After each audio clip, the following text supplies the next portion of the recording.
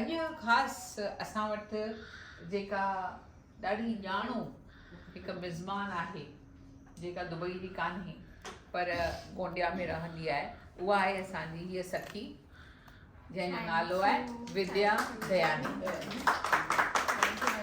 ऐं इहा मां तव्हांखे ॿुधायां त उते हिकिड़ो योगा जो इंस्टीट्यूट हलाईंदी आहे गोंडिया में। उन में 1000 रुपया फ़ी आहे महीने जी, सम्झो था। ऐं उन में उनजा 3 बैचिस अथसि। उहो वधीक असीं हिन खां पुछंदासीं सुवाल जवाब, त उहो पाण ई बि थोरो पंहिंजे बारे में ॿुधाईंदी। पर तव्हांखे योग सिखण जी चाहना हुजे त ज़रूरु उन खां उहे सुवाल पुछो, छाकाणि जो जेकॾहिं असां वटि पंहिंजी का भेण अहिड़ी एक्सपर्ट आहे त असांखे उनजो फ़ाइदो वठणु खपे। ठीकु आहे। विद्या दयानी तव्हांखे ॿुधाईंदी त कहिड़े क़िस्म जा कम या कहिड़ियूं बीमारियूं असीं योग जे ज़रिए ज़िंदगीअ मां गुम करे सघूं था। त तव्हीं बि ॾिसो ऐं असीं सभु बि ॾिसूं था। ठीकु आहे। हाणे इहो ॿुधाए पंहिंजे बारे में, तो ही कमु कॾहिं खां कीअं शुरू कयो ऐं इहो कमु करण में तोखे केतिरी कामयाबी केतिरे वक़्त में मिली आहे, इन बारे में ॿुधाए। जी, मां हिकु नेशनल योगा हेल्थ कोच आहियां। मुंहिंजो नालो विद्या दयानी आहे। मां नागपुर जे पासे ॾे हिकु शहर आहे गोंदिया। यू कैन से नागपुर ऐं गोंदिया सेम ई आहे। हुते मां पंहिंजो योगा फाउंडेशन स्टार्ट कयो। जॾहिं मां हे कोर्स करे आई हुयमि ॿाहिरां 2 साल जो, त मूंखे पतो न हो कि मां पंहिंजो फाउंडेशन स्टार्ट कंदमि ऐं एतिरो अॻिते एतिरो पहुची वेंदो या 5 साल में एतिरी सक्सेस मिली वेंदी। क्योंकि मां ॾिठा आहिनि कि ॾाढा सारा फाउंडेशन 15-20 साल खां पुराना असांजे इंडिया में फाउंडेशन हलनि था पिया, पर जेतिरी तेज़ी सां विद्या योगपीठ खे सक्सेस मिली आहे, मूंखे लॻंदो आहे कि असां ॾाढो हार्डवर्क कयो आहे हुन लाइ। त विद्या योगपीठ फाउंडेशन एक्चुअली जॾहिं असां स्टार्ट कयो हो, असां पब्लिक लाइ स्टार्ट कयो हो इहो योगा फाउंडेशन, कि माण्हुनि खे हुननि जी अवेयरनेस थिए कि असां पंहिंजी लाइफ के, बॉडी के, माइंड के, मेंटल हेल्थ के कीअं चेंज करे था सघूं पिया। माण्हू एतिरा अवेयर न हुआ हुन टाइम ते, अॼुकल्ह वधीक अवेयर आहिनि। पर्पस असांजो हे ई हो योगा फाउंडेशन स्टार्ट करण जो कि होड़े टाइम ते माण्हुनि खे एतिरो अवेयर न हो, बिकॉज जो कोर्स मां करे आई हुयमि उहो साइंटिफिकली एक्सप्लेन हुआ डिज़ीज़ जे मथां। त मूंखे ईअं लॻे पियो कि थोरो सो एडवांस टेक्निक ते हिकु ईअं फाउंडेशन खोलणु खपे जेके माण्हुनि में वधीक बेनिफिट करे वठी सघनि। हुन खां पोइ मां ठीकु आहे स्टार्ट कयो foundation and I start taking workshops. मां वर्कशॉप वठणु स्टार्ट किया, फ्री कैंप्स वठणु स्टार्ट किया, जिन में मां सक्सेसफुली अवेयरनेस क्रिएट कयो ऐं मैक्सिमम पब्लिक विद इन 2 और 3 मंथ्स जे अंदरि मां पंहिंजे क्लास में ॾिसी हुयमि कि जल्दी मां कैप्चर कयो पंहिंजो सिचुएशन या हिकु फेस लोकल सिटी में। बट आफ्टर 6 मंथ असां गवर्नमेंट प्राइवेट सेक्टर सां बि कमु करणु शुरू कयो। त हिन 5 सालनि में असां more than 200 personal private sectors ऐं गवर्नमेंट सेक्टर्स सां कमु करे चुका आहियूं ऐं 100+ अवॉर्ड्स विद्या योगपीठ के मिली चुका आहिनि नेशनल लेवल। प्राइवेट सेक्टर्स में अचीवमेंट मिलणु या अवॉर्ड मिलणु या ऑनर मिलणु is easy, but national level में गवर्नमेंट सेक्टर्स खां सम्मान मिलणु थोरो सो डिफिकल्ट आहे। त हे गवर्नमेंट सेक्टर्स में जीअं असां पुलिस वारनि सां ॾाढा कमु कया आहिनि, डॉक्टरनि डिपार्टमेंट सां असां ॾाढो कमु कयो आहे। ऐं सभिनी खां इम्पॉसिबल टास्क मुंहिंजी लाइफ में वो आर्मी सेक्टर ऐं नक्सल कमांडोज़ सेक्टर। नक्सल कमांडोज़ आर्मी वारा हो हूंदा त जाते काई बि माण्हू इंडियन माण्हू अलाउ कोन्हनि हुते किथे वञणु। त हिकु छोकिरी लाइ अहिड़ी जॻह ते वञी करे इवेंट्स या ऑनर वठी अचणु is like a next to impossible for next 10 years और 15 years। क्योंकि असां ॾिठा आहिनि कि जो पुराना फाउंडेशन बि आहिनि 15 years 20 years जा जो फाउंडेशन आहिनि, हुनखे बि गवर्नमेंट रिजेक्ट करे छॾंदी आहे कि असां तव्हांखे अलाउ नथा करे सघूं पिया एंटर करण लाइ। बट हीअ अकेली छोकिरी थी करे असां हेड़ा टास्क बैक टू बैक हर 2-3 महीने में असां कुझु ईअं सोचींदा आहियूं। त पहिरियों असां सिटी में ॾाढो अचीवमेंट्स कयूं, after city in state level, then on to the national level. So now I'm here with you in Dubai. So Vidya Yogpit here for you to serve you. Thank you so much. You are on Vidya Yogpit introduction, and this is my journey of 5 years. So in this 5 years, this is my very fast running journey. I can say, I can explain in 1 minute. Total हाणे घणा class तुंहिंजा हलनि था? असांजा सुबुह जो जीअं योगा जो पहिरियों बेसिक रूल आहे, either U can do in morning, तव्हां या सुबुह जो सवेल उथी करे ख़ाली पेट करे था सघो पिया, या शाम जो करे था सघो पिया. त असांजी सुबुह शाम जो बैचिस हलंदी आहिनि. सुबुह जो हलंदी आहिनि 2, शाम जो हलंदी आहिनि 1. पर जेतिरी बैचिस हलंदी आहिनि हो ओवर क्राउडेड आहे. मतिलबु असांजो जो स्पेस आहे ॾाढो वॾो आहे. त असांजी बैक टू बैच जो फर्स्ट बैच हूंदी आहे 6:30 मॉर्निंग में स्टार्ट थींदी आहे. पोइ कंप्लीट हॉल्स फुल हूंदा आहिनि. वेरी देन सेकेंड बैच स्टार्ट थींदी आहे, अगेन पूरा हॉल फुल हूंदा आहिनि. वेरी गुड, ॾाढो सुठो. त हाणे अॻिते हलूं वधीक. तव्हां सखियूं, तव्हां योग जे बारे में जाम शयूं ॿुधियूं आहिनि, पर छाकाणि जो हीअ असांजी भेण ख़ासि साइंटिफिक नमूने में के ॻाल्हियूं तव्हांखे ॿुधाए सघे थी. सो तव्हांखे के सुवाल हुजनि, यूजुअल सुवाल पुछण जी ज़रूरत कान्हे, छाकाणि उहो त सभिनी ख़बर आहे, पर जेके ख़ासि ख़ासि ॻाल्हियूं आहिनि उहे तव्हांखे उहो पाण ई ॿुधाईंदी ऐं तव्हां पुछी सघोसि था. त असीं सिलसिलो शुरू कयूं स्वागत जो. बिल्कुलु. असांजे जीवन में योगा जी छा अहमियत आहे, तव्हां अगरि असां सभिनी खे ॿुधाए सघो था? असांजी ज़िंदगी में योगा जो ओतिरो ई इम्पोर्टेंस आहे जेतिरो असांजो साह खणणु इम्पोर्टेंस आहे. आई मीन योगा असांजे लाइ हीलिंग जर्नी आहे. Healing everyone knows. तव्हांखे हील करिणो आहे पाण खे, जेतिरो हील करिणो आहे emotional physical, it is the journey of healing. त योगा ओतिरो ई ज़रूरी आहे जेतिरो तव्हांजो पौष्टिक आहार वठणु ज़रूरी आहे, जेतिरो तव्हांजो सुम्हणु ज़रूरी आहे, जेतिरो तव्हांजो कमु करणु ज़रूरी आहे, ओतिरो ई असांजी डेली लाइफ रूटीन में योगा जो ओतिरो इम्पोर्टेंस आहे. छो कीअं मां तव्हांखे ॿुधायांव थी हाणे पई. योगा असांजो जो हाणे जनरेशन हले थो पियो, 5G जनरेशन चई था सघूं पिया असां हुनखे. 4G जनरेशन पहिरियों हूंदा हुआ, 2G generation, 3G generation, 4G generation, हाणे 5G generation, rapid fast generation आहे. त हिन रैपिड फास्ट जनरेशन में असांखे रियलाइज़ न थींदो आहे की असां केतिरो फास्ट हलूं था पिया, असांजो माइंड केतिरो हाइपर एक्टिव कमु थो करे पियो, असांजो लाइफ स्टाइल कीअं आहे, असांजा ईटिंग हैबिट्स पिछले 15-20 साल खां कहिड़ा चेंज थी विया आहिनि. असांजा स्लीपिंग पैटर्न्स, असांजा thought patterns. Womens are now working more. हाणे वुमेन जो वर्किंग थी वई आहिनि. ऐं अगरि वर्किंग न बि आहिनि त असांजी डेली लाइफ में एतिरी एक्टिविटीज़ में असां पाण खे इन्वॉल्व था रखूं कि फास्ट असांखे पतो ई नथो पए कि what we are doing with us. त पहिरें जो 15, 20, 30 इयर्स में जो बीमारियूं न हूंदी हुई, हिकु एज लिमिट हूंदी हुई कि आफ्टर 45 हार्ट अटैक था अचनि, आफ्टर 45 असांखे डायबिटीज़ थी थिए या कोई ब्लड प्रेशर जी बीमारियूं थी थिए. पहिरें 2G जनरेशन में एतिरी प्रॉब्लम न हुई, पर इंट्रोडक्शन थी वियो उहो डिज़ीज़ जो कि ब्लड प्रेशर थियनि था माण्हुनि खे, डायबिटीज़ थियनि था पिया. पर 60 इयर्स अगो, 70 इयर्स अगो त मुंहिंजे ख़्याल सां डायबिटीज़ जो एतिरो कंहिंखे हो ई न. जीअं जीअं जनरेशन वधे थी हूअं हूअं एज घटिजंदे वञे थी पई, डिज़ीज़ हूअं असांखे थिए थी पई. रियलाइज़ नथो थिए कि छो थी थिए पई. असांखे लॻे थो हा असां सुहिणा ॾिसण था अचूं, असां फिट आहियूं, असां स्लिम आहियूं, बट असां सभिनी लेडीज़ ऐं जेंट्स खे इंक्लूडिंग वुमेन मोर, हिन में लेडीज़ जो रेशियो वधीक एज़ कम्पेयर टू मेल्स. त असां ॾिसूं था कि हाणे छोकिरियुनि खे मेंस्ट्रुएशन प्रॉब्लम ॾाढो कॉमन थी वियो आहे, इनफर्टिलिटी प्रॉब्लम ॾाढो थी वियो आहे, जल्दी कंसीव नथो थिए पियो आफ्टर मैरिज. हिन जो रीज़न मां तव्हांखे ॿुधायांव थी पई. डायबिटीज़ यंग एज में थी वञे पई, ब्लड प्रेशर थी था वञनि पिया, थायराइड त लेडीज़ में ॾाढो कॉमन थी वियो आहे, हाइपर थायराइड, लो थायराइड. असां सिर्फ़ु ॾिसणु अचूं था थायराइड, लेकिन मेडिसिन हिकु दफ़ो स्टार्ट थी हुनजी बि मां तव्हांखे नुक़सानु ॿुधाईंदमि कि मेडिसिन स्टार्ट करण सां बि छा छा बॉडी में थींदो आहे.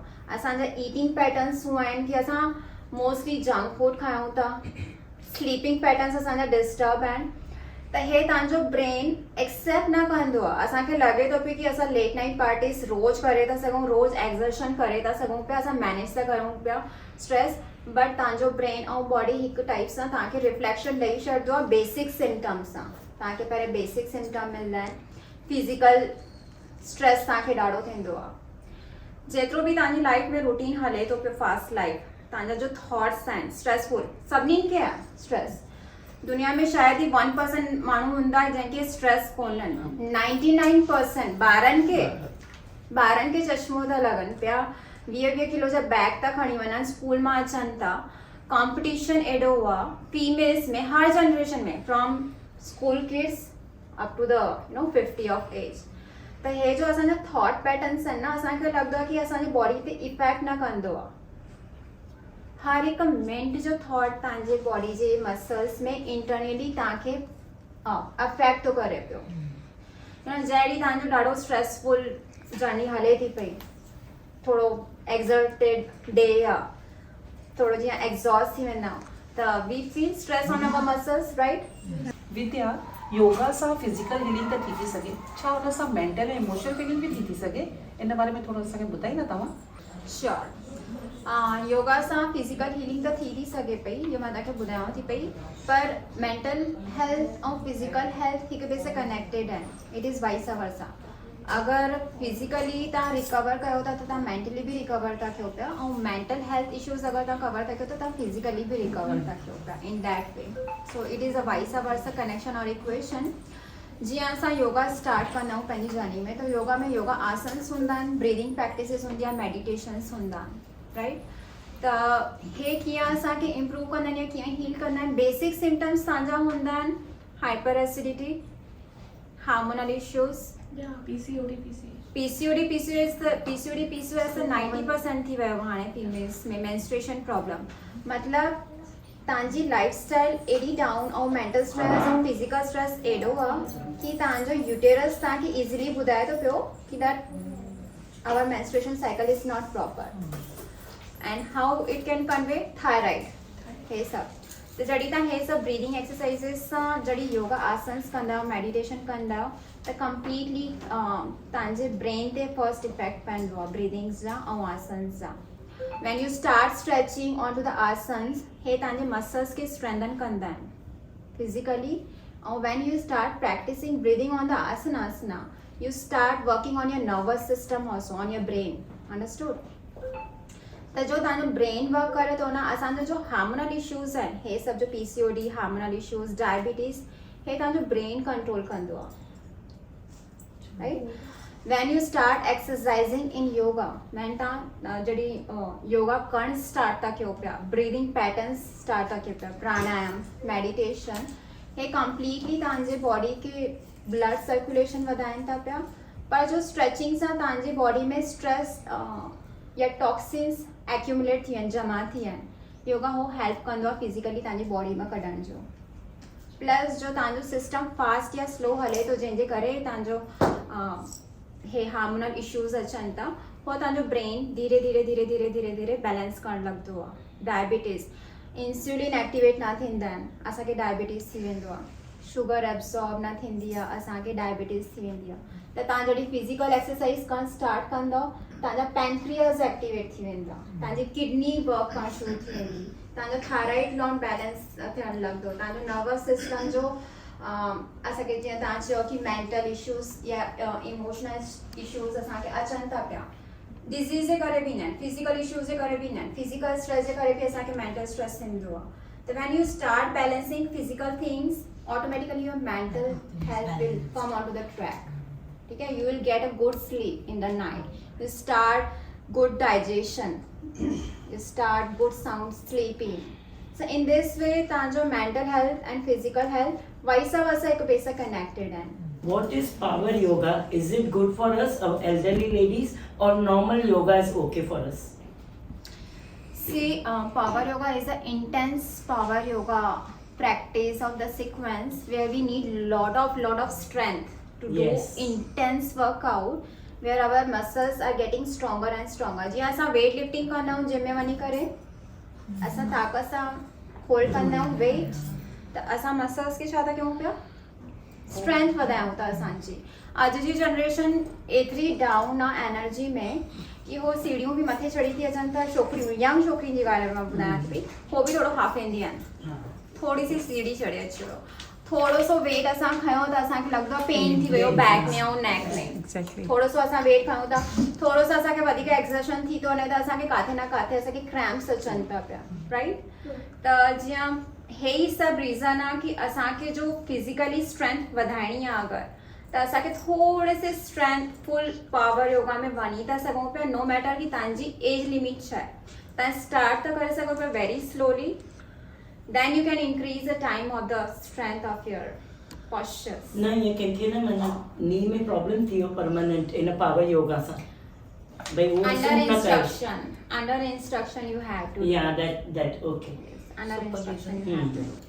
विद्या मूंखे हिकु कंफ्यूजन आहे त योगा करण सां एक्चुअली त शरीर सां कयूं था बॉडी सां पर छा योगा करण सां स्पिरिचुअल हीलिंग बि मुमकिन आहे स्पिरिचुअल हीलिंग असां चई था सघूं पिया spiritual involvement spiritual journey start करणु असांखे योगा में चवंदा ई हे आहिनि कि जो योगा स्टार्ट थो करे त स्पिरिचुअल पंहिंजी जर्नी स्टार्ट थो करे छॾे पियो जो बिगनर्स हूंदा आहिनि हे ॻाल्हियूं न सम्झी सघंदा आहिनि पहिरें छो कि हुननि खे लॻंदो आहे कि असां पहिरें फिट रहूं वेट लॉस कयूं सुहिणा ॾिसणु अचूं हुननि लाइ हे बेसिक थिंग थींदी आहे पर जो कंटिन्यूअसली थोरे महीने ताईं या कुछ टाइम ताईं हो जॾहिं कंटिन्यू योगा में हूंदा आहिनि they can see the change inside them emotionally spiritually why because तव्हांजी हर शइ कंट्रोल बैलेंस थी थिए पई फिजिकली हील थी थिए now you are heal physically then your mental health is recovered second stage is the mental health कि तव्हांजो मेंटल हेल्थ ॾाढो बैलेंस आहे नो मैटर कि तव्हांजी लाइफ में कहिड़ा स्ट्रेस था अचनि या कुझु था थियनि you are not affected by the diabetes you are not affected you are not getting any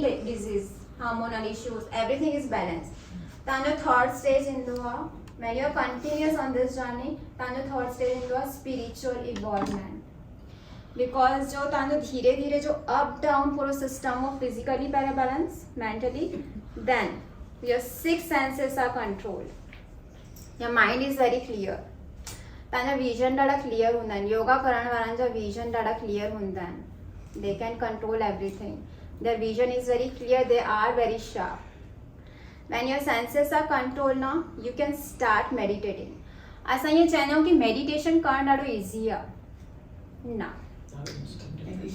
मां चवां थी कि कोई बि जो बिगनर आहे हो अची करे अगरि असां हुननि खे चऊं कि तव्हां अचो वियो मेडिटेशन कयो आई डोंट थिंक सो कि in the first attempt they can do the meditation because हुनजी स्पिरिचुअल जर्नी आहे न स्टार्ट न थी आहे सी हिकु एग्ज़ाम्पल मां ॾियां थी कि कोई हिकु पार्टी एनिमल छोकिरो आहे हो रोज़ पार्टी कंदो आहे हुनखे नॉलेज न अथसि हुनजी लाइफ अनबैलेंस आहे डाइजेशन ख़राबु आहे कुझु मेंटल हेल्थ इश्यूज़ अथसि स्ट्रेस अथसि ॾाढो हाइपर आहे इमोशन्स कंट्रोल न आहिनि तुरंत रिएक्ट करणु हे सभु हिक ॿिए सां कनेक्टेड आहिनि तव्हांजो digestion physical health issues mental health issues त एवरीथिंग वैन इज़ अनबैलेंस न their vision is their senses are not control ऐं हुनखे अगरि असां चवंदासीं न अॼु मेडिटेशन कर त हुनजे माइंड में बि वो अनस्टेबिलिटी हल्दी रहंदी तो when you are dropping into the meditation ना first you have to calm down and focus your mind अच्छा मूंखे पुछणो आहे इंटरनल बाउंड्स यानी बोन फ्रैक्चर या मसल टीयरिंग जहिड़ी तकलीफ़ुनि में बि छा योगा इफेक्टिव आहे yes internal wounds या फ्रैक्चर आहिनि या मसल टीयरिंग में भी योगा ॾाढो इफेक्टिव आहे बिकॉज हीलिंग कीअं थींदी आहे फिजिकल ऐं मेंटल हीलिंग कीअं थींदी आहे स्पिरिचुअल हीलिंग त तव्हां सम्झी वियो कि तव्हांखे जेतिरा तव्हांजा सेंसेस कंट्रोल थींदा जेतिरा तव्हांजी क्लियरिटी थींदी तव्हां ओतिरो मेडिटेशन में वञी सघो था जेतिरो डीप मेडिटेशन में वेंदव ओतिरो तव्हांजी स्पिरिचुअल हीलिंग थींदी शांति थी करे but physical healing is like हिकु एग्ज़ाम्पल मां ॾियां थी कोरोना फेस सभिनी ॾिठो आहे राइट कोरोना फेस में सभिनी खां वधीक इम्पोर्टेंट छा हो पंहिंजी हेल्थ रिकवर करण में सभिनी खां इम्पोर्टेंट छा ऑक्सीजन छा आहे एनर्जी लेवल आहे प्राणवायु आहे असांजी बॉडी जो असांजी बॉडी जीअं जीअं एजिंग में वेंदी आहे असांजी बॉडी में एनर्जी लेवल घटि थी वेंदो आहे हुनखे असां स्पिरिचुअल लेवल में प्राण एनर्जी चई सघंदा आहियूं प्राण हीलिंग एनर्जी डेट इज़ त जेतिरो आहे तव्हांजी बॉडी में ऑक्सीजन फ्लो या तव्हांजी बॉडी में जेतिरो एनर्जी लेवल आहे उहो ई तव्हांजी इम्यूनिटी आहे तव्हां पंहिंजे ॿारनि खे डॉक्टर वटि वठी वेंदा त तव्हांखे डॉक्टर चवंदा आहिनि कि पंहिंजे ॿारनि जी इम्यूनिटी वधायो राइट तव्हां पंहिंजे बॉडी में ऑक्सीजन लेवल मिलायो जेतिरो तव्हांजे बॉडी में ऑक्सीजन लेवल वधंदो त तव्हांजा अंदरि जेतिरा फ्रैक्चर थियनि या इम्यूनिटी जेतिरी तव्हांजी स्ट्रॉन्ग अथव त रिकवरी मसल्स जी जल्दी थींदी. इनफैक्ट जो मसल्स डैमेज थिया आहिनि हो ठहण लॻंदा आहिनि. So this is how U can make the bones stronger, muscles stronger, they start developing. जीअं तव्हां एक्सरसाइज ऐं हे सभु करणु स्टार्ट करे छॾंदा योगा में, everything start getting healing and repairing. You can say repairing जल्दी थींदी आहे. So yes, directly yoga has to boost of your fractures, your damages, your immune system, everything. जेको तव्हां योगा सेखारींदा आहियो त योगा अलॻि अलॻि आहिनि न, भई हठ योगा, अष्टांग योग या ज्ञान योग, भक्ति योग. त तव्हांजो जेको योगा आहे जेको तव्हां सेखारींदा आहियो त उहो कहिड़े नाले सां आहे? अष्टांग योगा है. अष्टांग. अष्टांग उहो योगा ई है. उनमें सभु वेरी गुड. हुन में ई सभु अची वेंदा आहिनि. हुन खां ई पार्ट स्टार्ट थींदा आहिनि. फिजिकल एक्सरसाइज, सही. Pranayama, meditation, Meditation. Then spiritual healing. Okay. Now next कंहिंखे पुछणो आहे सवाल? हा डॉक्टर विद्या, मूंखे तव्हां सां हिकिड़ो क्वेश्चन पुछिणो आहे कि तूं एतिरी सुहिणी कीअं आई? छा इहो सभु योगा जो असरु आहे? ऐं योगा करण सां असां बि एतिरा सुहिणा थी था सघूं? यस, योगा करण सां सभई सुहिणा थी था सघनि पिया. I am at the age of 35. Okay. Really? Yes. But you looks 26. I don't believe you are 35. Yeah, everybody was treating me just I am a girl. Yes. But I am a 35-year-old lady. And yes, कि जेतिरे माण्हुनि खे मां ॾिठो आहे कि yoga join था कनि पिया, मां ॾिठा आहिनि कि ॾाढा ड्रास्टिक चेंज था अचनि पिया. जीअं जीअं असांजी एज वधंदी आहे, मां पहिरें बि ॿुधायो आहे कि असांजे बॉडी में जीअं अगरि एक्सरसाइजिंग नथी थिए या योगा नथो थिए पियो या असां ब्रीदिंग एक्सरसाइज स्टार्ट न कंदा आहियूं त असांजे बॉडी में ऐं स्किन में ऐं इंटरनल ऑर्गन्स में टॉक्सिन्स जमा थींदे वेंदा आहिनि. असांखे पतो न पवंदो आहे. असांखे लॻंदो आहे कि असांजो नेक यंग एज में सुहिणो ॾिसणु ईंदो, skin is like sharp and jaw line was sharp in the young age. But जीअं जीअं एज वधंदी आहे त सभिनी खे लॻंदो आहे कि एज सां थोरो त चबी थी था वञनि न सभई. नेक लाइन, नेक थोरो चबी थी वेंदो आहे, थोरा बाहूं चबी थी वेंदी आहिनि. पोइ चवंदा आहिनि कि असां एॾी एक्सरसाइज कयूं त तॾहिं बि असां सन्ना नथा थियूं पिया. या हिकु मैच्योरिटी स्किन में अची वेंदी आहे. उहो मैच्योरिटी छो थी अचे पई? योगा न करण सां. See, there are so many forms of exercise. There are Zumba, there are running, there are weightlifting. But aging ॾिसण ईंदी ई आहे सभिनीनि जी. बट योगा करण वारा माण्हुनि जी एज एॾी जल्दी आइडेंटिफाई न थींदी आहे. पर हिन जो मतिलबु हे न आहे कि 2 महीना योगा कयो we will start feeling younger again. It is a long journey. Yoga सां बसि हे ई आहे कि तव्हांजे बॉडी में जो स्ट्रेच थियनि था मसल्स ऐं तव्हांजे मसल्स मां जो यूरिक एसिड निकिरे थो पियो, एज अ स्वेटिंग में तव्हांजो पूरो यूरिक एसिड बॉडी मां निकिरी वेंदो आहे. असांजे बॉडी में रेगुलर रोज़ जे दायरे में यूरिक एसिड ठहंदो आहे. जेतिरो असां खायूं था, डाइजेशन थिए थो, इमोशनल स्ट्रेस, फिजिकल स्ट्रेस, हे असांजे बॉडी में स्किन में इंटरनल ऑर्गन्स में थींदो ई आहे. टॉक्सिन्स जमा थींदा आहिनि फिजिकली, मेंटली. योगा सां हो सभु टॉक्सिन्स स्वेटिंग जे थ्रू, ब्रीदिंग जे थ्रू हो तव्हांजी स्किन मां, इंटरनल ऑर्गन मां रिमूव था थी वञनि.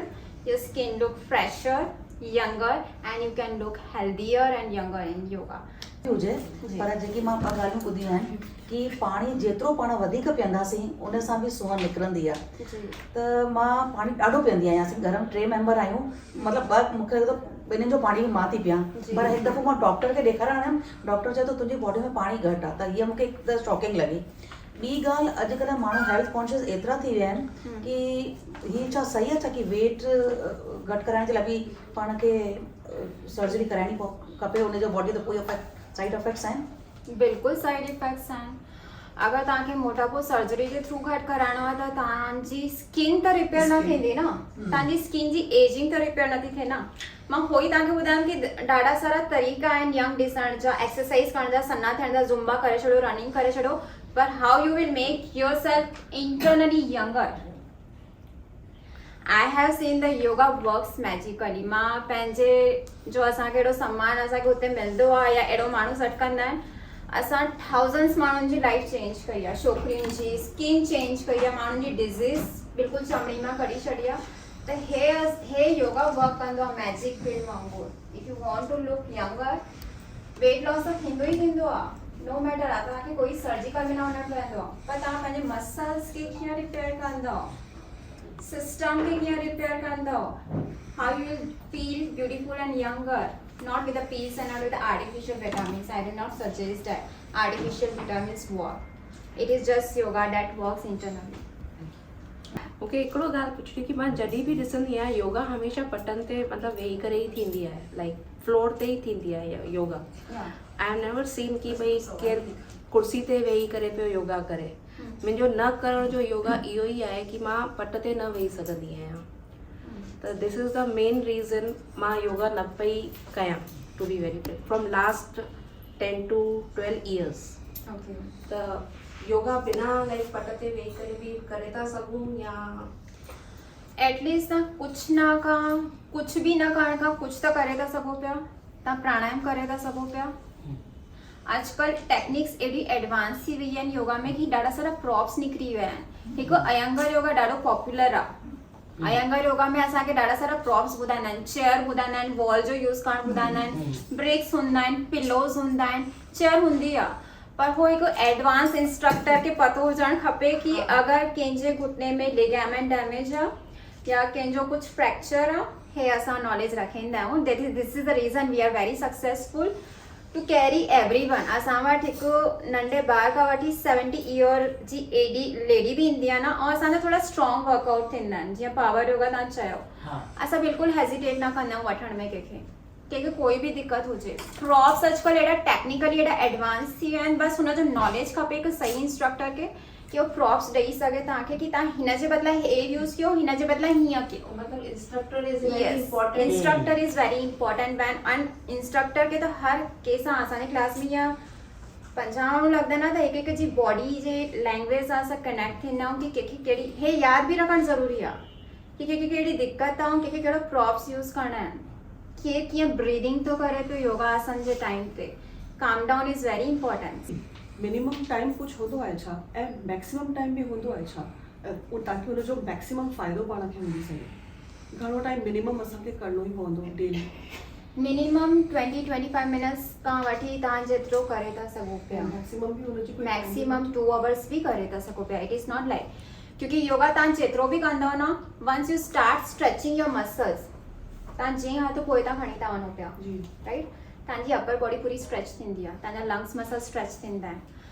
तव्हां हुते अगरि होल्ड था कयो पिया बैक पॉस्चर में, U start sweating, U can not hold. त जो बिगनर्स हूंदा आहिनि, लेवल ते बि पुछां कि बिगनर्स खे मिनिमम घणो टाइम करणु खपे कि हुनखे फ़ाइदो महसूस थिए? बिगनर्स पंहिंजे हिसाब सां करे था सघनि पिया कि 20 मिनट्स सां स्टार्ट करे, क्योंकि हुनजो एनर्जी लेवल जल्दी ड्रॉप थो थी वञे न, right. They can start with 20 minutes 25 minutes.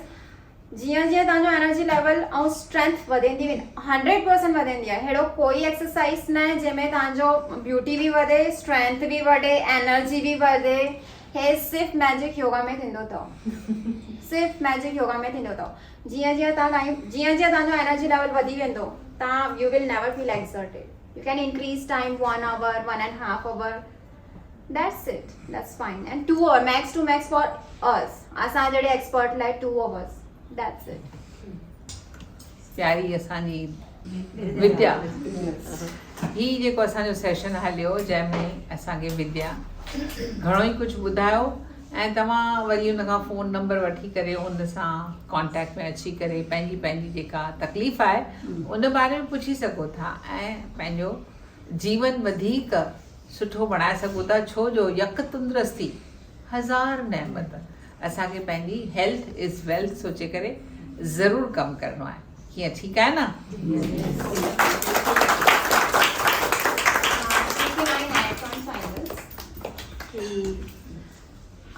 मां चाहींदी आहियां कि तव्हां विद्या योगपीठ फेसबुक में पेज आहे, फेसबुक अकाउंट आहे, इंस्टाग्राम अकाउंट आहे. तव्हां अपडेट्स ॾिसण लाइ या इंटरेक्ट करण लाइ विद्या योगपीठ खे फॉलो करे था सघो पिया. Thank you so much.